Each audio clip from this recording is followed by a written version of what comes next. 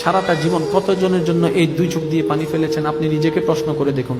হয়তো আপনি কারো কথায় কষ্ট পেয়ে কিংবা কারো জন্য, বিশেষ ব্যক্তির জন্য সারা রাত আপনি কান্না করে বালিশ ভিজিয়ে ফেলেছেন।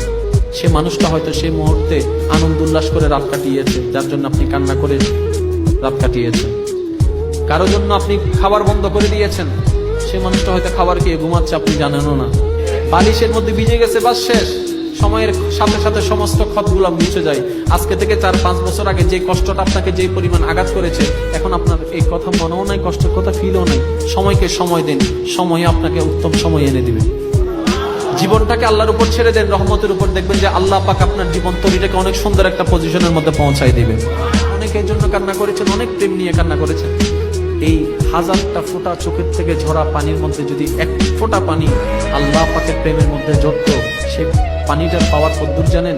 এই আশেকের আল্লাহর ভয়ে ক্রন্দনের এক ফোঁটা চোখের পানি যদি জাহান্নামের আগুনে ফেলা হয়, ওই আশেক বান্দার, ওই গুনেহগার বান্দার, ওই তওবাকারী বান্দার এক ফোঁটা চোখের পানিটার মধ্যে আল্লাহ এমন একটি মহাব্বতের শক্তি দান করেন যে জাহান্নামের আগুনকে পর্যন্ত নিভাই দিতে পারে।